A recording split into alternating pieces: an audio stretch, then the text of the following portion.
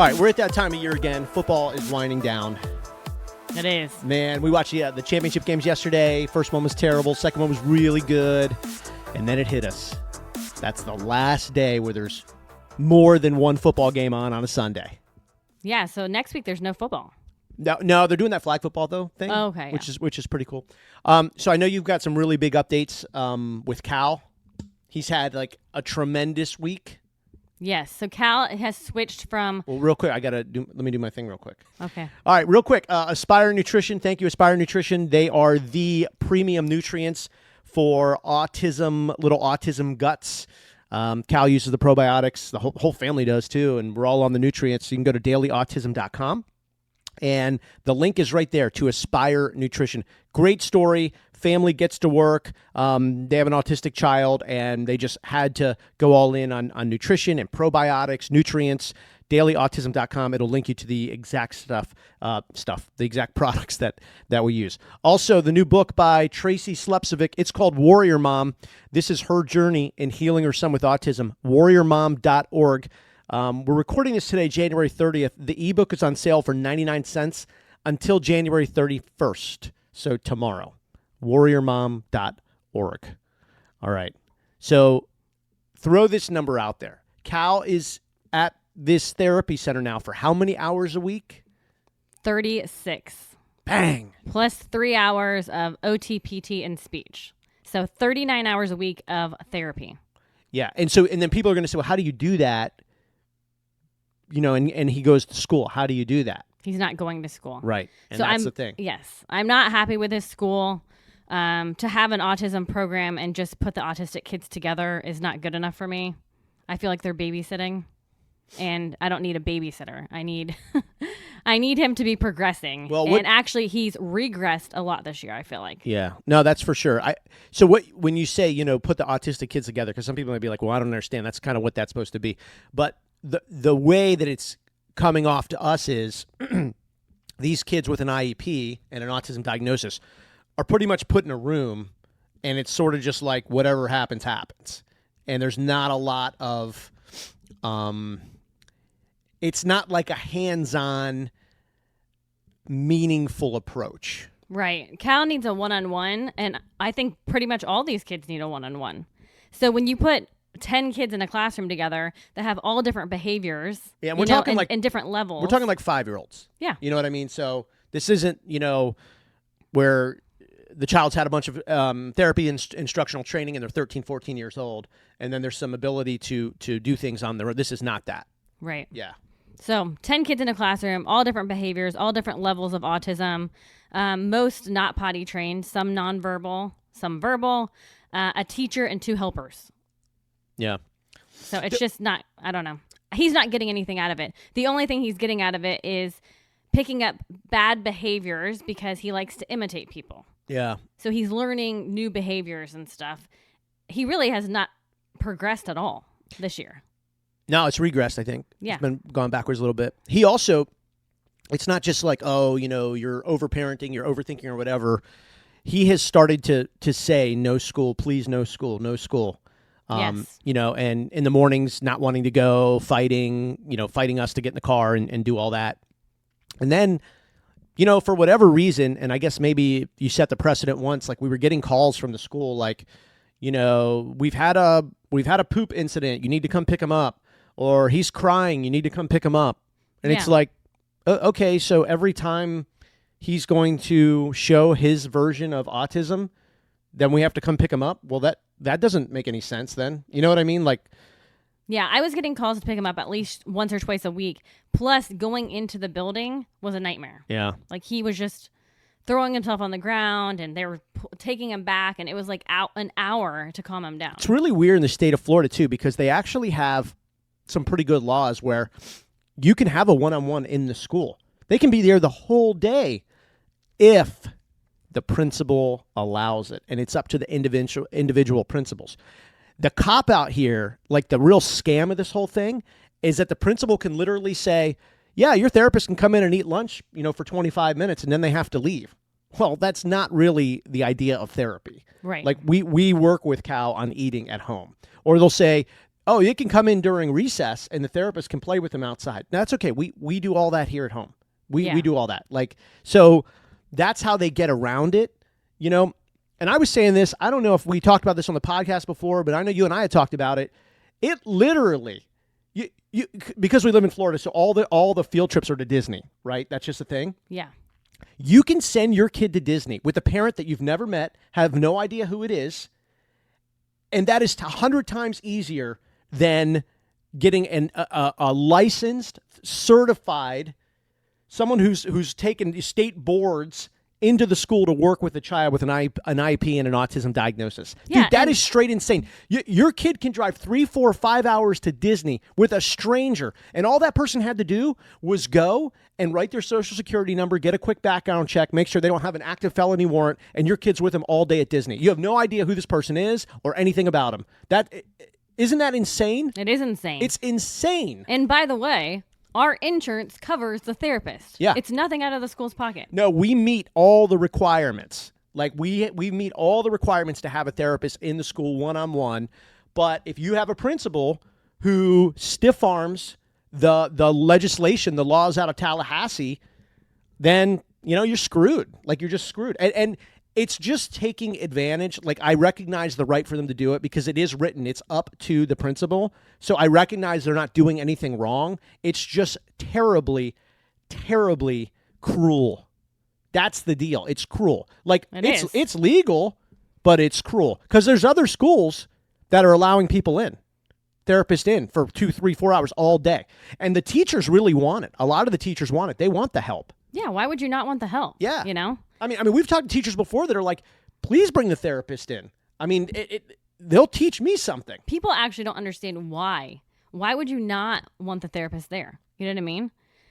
I just don't understand it. I don't know either. I thought maybe like, is it ego? Is it, Is it more funding by not having the outside therapist in? Could be. I wondered if it was like the whole, because these therapists work for private companies. You know what I mean? Yeah. And if it's just like, no, we're a public education system. We don't need the help of private. You know what I mean? Like, yeah. That's the only thing I don't know. I mean, I don't know. And it doesn't matter if we ask. We honestly, to the point we're getting, it's funny because we've got like 3, 4, 5 different stories now. Like they're not even on the same page to the point now where they're not answering anything until they all get together and like, hey, did you tell her that? Because if you told her that, I can't tell her this. You know what I mean? I'm still waiting for a phone call. It's been over a week because they really don't have the answers for me. No. No. It's funny, too. The other thing, like we tell these special needs parents, they throw out, we're calling the attorney to get it. Fine. I'm not scared. No, I'm telling other parents, like, No, I know. Like one of those clowns actually you picked up Cal to go to a therapy, and they literally were like, if you keep picking you up, we're taking you to truancy court. On the second day of school. He had missed 1 day of school. I'm like, listen, I don't know who the other people are that you've scared off out of your school. I mean, actually, we do know who they are. We're starting to learn more as they reach out to us. But here's the deal. Good. Let's go to truancy court. I want a judge to sit there and hear our doctor testify as to why he needs to go. Good. Why didn't you do it? Like, why did you talk so tough and not do it? Exactly. Please send us to truancy court. I can't wait for a judge to hear all of your bull crap and lies, and it's public record. And also, don't worry. At our hearing, we'll make sure all the media is there to hear it too. Like, why did you threaten it and not do it? We're not scared. We want truancy court. A public record? Wait a minute. Hold on. Let me get this right. So the county is going to finance a on-the-record public meeting to hear how stupid you are, and you think we don't want that? Come on, man. I just feel bad for all the other parents that were told the same thing I was told. Yeah. If you continue to take your kid out for therapy, then we're taking you to truancy court. Well, guess what? Those parents stopped therapy when their kid was in kindergarten. Now their kid's in 4th and 5th grade, and the poor kid has no shot in the world because a principal does not allow the kid to go get therapy, and the parents believe it. Yeah. That's awful. I know this is coming off as negative. I know, because I feel like negative talking about it. But if you like living with this, right? Like you have had to change your whole life, your daily life activity because of this. Oh yeah. Like your clients now, it's just way harder to book your clients. It's way harder to have a career. It's way harder to start the morning because you now have an hour and some commute each day, which before it was 10 minutes. Yeah. You know, and these people who make these decisions, like that's why I say it's cruel. Like what you're making these families do is cruel. It's cruel. It's you have the ability to let someone come in and help these kids, and you, like I said, you just build a wall around your facility, and the families get hurt, and the kids get hurt, and to some extent, I also think the teachers get hurt because then they're dealing with, oh gosh, Cal got upset at something we said. He reached into his diaper, and now he's painting our walls. Like that's also not fair for the teachers. Right. So you got this one figurehead, massively egotistical, apparently. I don't know what else to do or to say. Like, what? Yeah, I know. You know, I could. I just like, is that even like, is it even legal to threaten somebody with truancy court when they missed one day of school? Yeah. One day. Well, it's, I mean, they can threaten anything they want, but that's the thing. Yeah, but like you said, okay, bring it. They were never going to file it. Like they have their little handbook of how to, hey, pull out truancy court, pull out this, pull out that. And now they've basically like talked you into Cal doesn't need to go to school, which is like, let me get this right. So the public financed educators are now telling the parents, oh, he doesn't need to go to school. It's not required at 5. Don't send him. I'm like, wait a minute. Yeah, go ahead and pull him out, and then just have him start. Him start when he's 6. So now, so we've gone from truancy court to now you're trying to convince us that you're a partner in success for Cal, and part of the pillar of that success is don't bring him to school. That is hilarious. You're right. It's actually it's unbelievable that an educator would try to convince you that he doesn't need to go to school. Yeah, you're right. It's like a cop saying, no, you drive better drunk. You really do. You know what I mean? Like, I don't, whatever. I mean, we've had to make our own pathway for this, which we always have, and all the parents have, but the ones, because we know some that have had to give up or have gone through this, and it's just, because it's excruciatingly exhausting. Well, like, I like am to the exhausted. soul. It's not exhausted. Even physical. It's just emotionally exhausting. Beat, Yeah. I'm exhausted, but now in a positive way because we've made positive changes for Cal. And that was his first full week of therapy, and he did great. Overall, he is doing much better. Plus, they're working on potty training. Yeah. Regular things, drinking out of a regular cup. Things that the school really can't focus on because they have too many kids and not enough helpers, and they don't allow one-on-ones. Yeah, and it's not the teachers. Like, I just, we've... I like his teacher. Yeah. I mean, I feel bad that she's kind of put in the middle. The other woman is great. I don't see her anymore, but she's like support staff. Oh yeah, the helper. She was like phenomenal, class, yeah. and honestly, I felt like she really cared, about Cal. And she Cal, did, yeah. And so, it's just, and like I said, it's not illegal, unfortunately. It's just finding a loophole in language, which is just legislation. It's just these laws. There's always this little thing there, There's always this thing.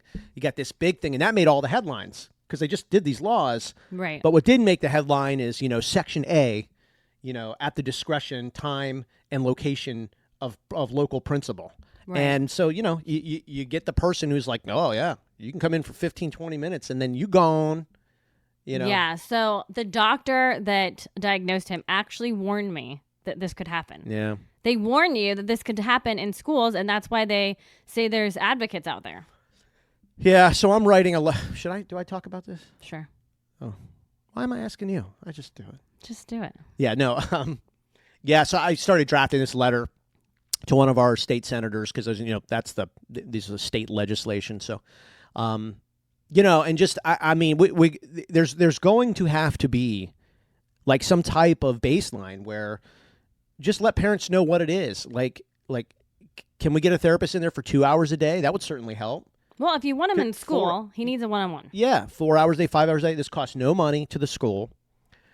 And make them do the same background check that they do to drive 12 kids that nobody knows to Disney and spend all day at Disney and come back at midnight.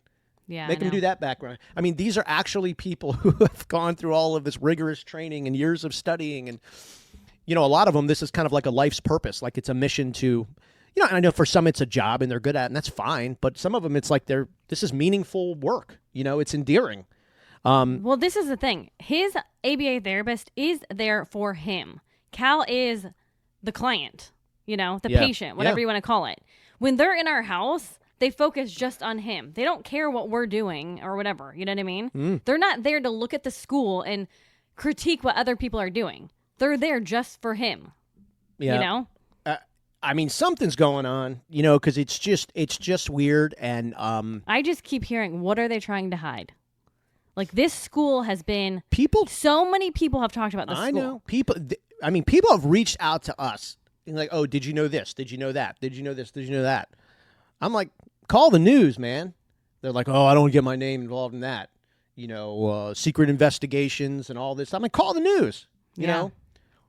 Now I'm like, maybe I should call. Why don't I take my own advice? Well, I don't care. I mean, I don't just care about my kid. I care about... If you're having a program that's highlighted, you're highlighted as one of the schools that's doing a good job and you're not doing a good job, I think people really should know. Yeah. Like your boss. It is. This is one thing where, like normally, and I would have done the same exact thing outside of all this special needs stuff. It's like, okay, well, we're looking out for our kid, whatever happens. But once you get into this, like, what are we, 2.5, 3 years into this now? Yeah. Then you start going like, no, like this isn't right. Not just for us, but for other people. Yeah. There's people fighting for all the kids. There's people like this is their first year going through this. They just got a diagnosis, so they're trying to, maneuver this world. And so much of it is outside of school time. Like there's just so many other challenges just with life and, nighttime and mornings and middle of the night and all the rest of it that, you get kind of mad because you go, or just frustrated, I guess, because it's like, look, I pay my property taxes, which fund these schools and salaries, and this is bad service, right? And so you think about these other families who are getting that too, and you just kind of go, this pisses me off that they're going through it too. Because, they're having to adjust their careers or leave their careers or monetarily figure things out. And then many of them have other kids who, as I always say, those kids need non-special needs parents, right? At times. And so, yeah, it is frustrating, but... Like you said, frustrated in a positive way because it's like you what do you keep doing? You just keep finding solutions. Yes. Like with the understanding that solution has a expiration date. Right. Like it just won't last forever. You're right. going to have to adjust and pivot and all the rest of it.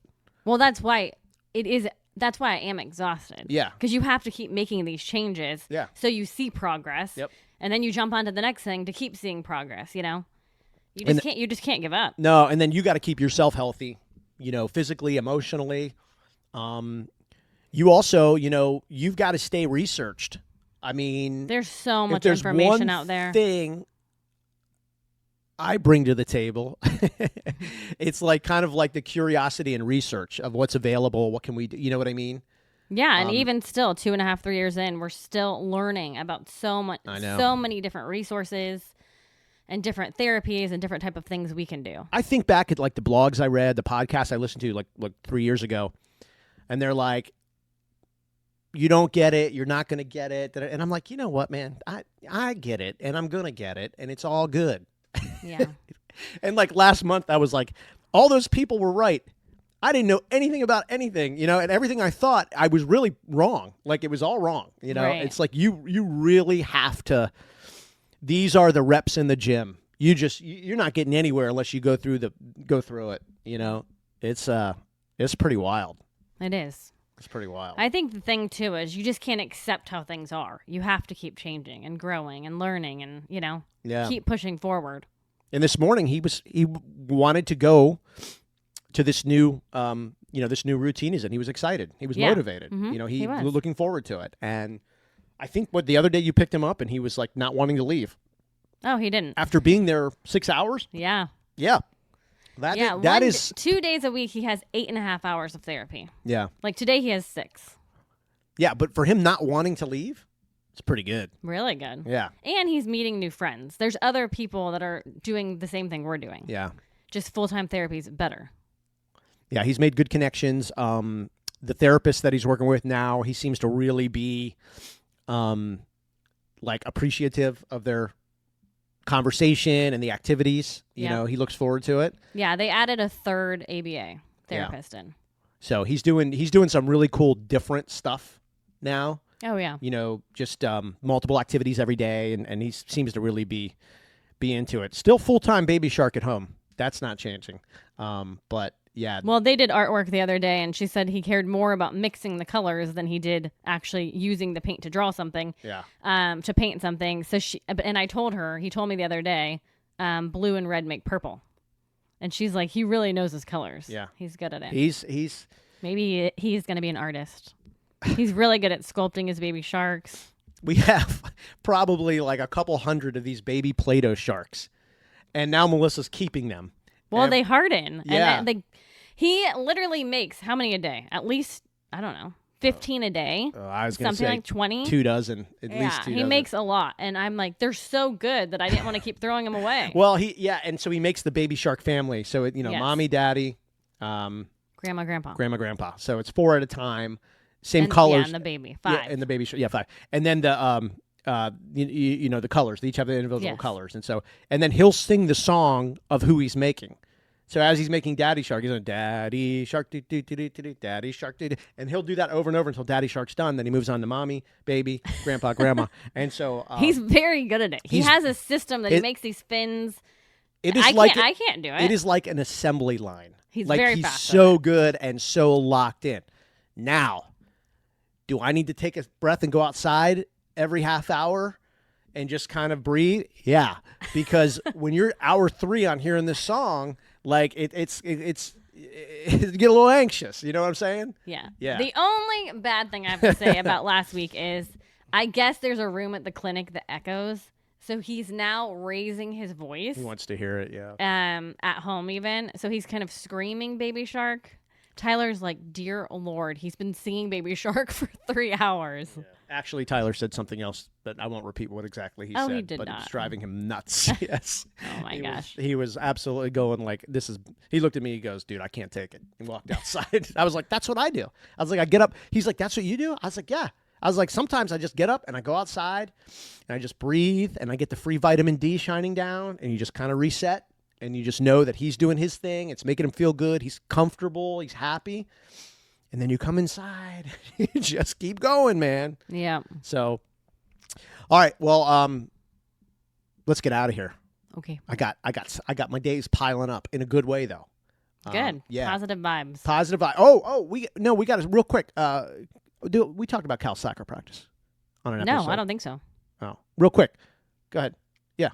Cool. I'll do it. So Cal's got, we found him a little soccer, special needs soccer thing, and he went last Monday. It was awesome. We put the video up everywhere. So like, if you go to dailyautism.com, you can link on our Facebook or Instagram pages, and you can see. Great exercise, fresh air. They had these big giant soccer balls. Yeah, I mean the balls are the size of a human, but that's He did a good job kicking it. he did a though. great job, and he's going to get there with the smaller balls. It's just we got to start here, but we're doing another one tonight. It's every Monday night, so this is really exciting. Yeah, it's 8 weeks, and they do it a couple times a year. But if he sticks with it for the next couple years, Yeah. then he'll actually be learning skills because Great. there are kids that are learning skills.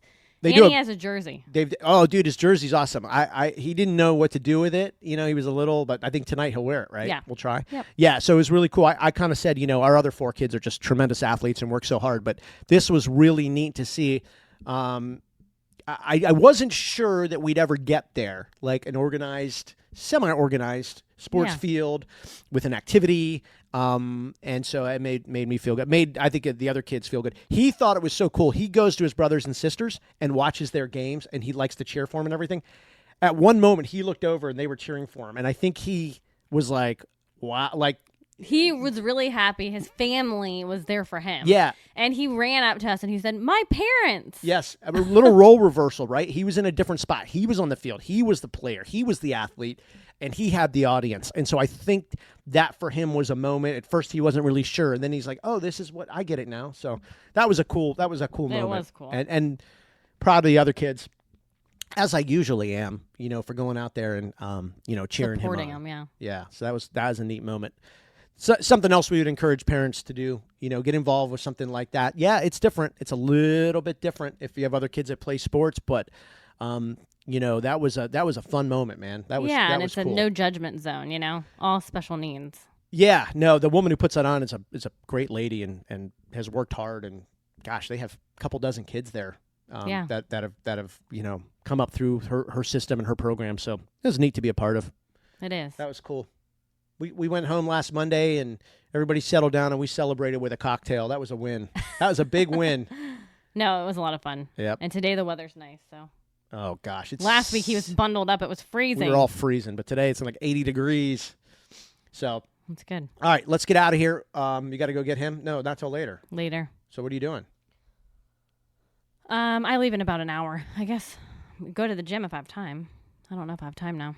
Oh. You're having technical difficulties. Yeah, something was weird. Might have to do Zeus on the driveway. I fixed it. Oh, yeah, the Zeus workout on YouTube. Probably do that. 80 degrees in Zeus. Yeah. Search on YouTube Zeus Day 18 and see how many burpees you can do. Oh, listen, it's only a 25-minute workout, but it's like you'll feel like you ran 5 miles. You actually shared it with a buddy. I did, and he was like, he's a runner. He texted me 2 days ago. Did I tell you? No. He's like, just did that crazy workout again. He's into it. He's locked in. That's awesome. Yeah. Yeah, Zeus Day 18. My one buddy was like, dude, this is like a prison yard style workout. I was like, it is. You do it on your driveway, man, and it doesn't matter whether it's cold or warm outside. You will feel this workout, but it's only 25 minutes. If you can get through the whole thing, you're a beast. Yeah. You don't need anything. Yeah. I mean, we use a mat. That's it. All right, let's go be beasts. Okay. Let's go.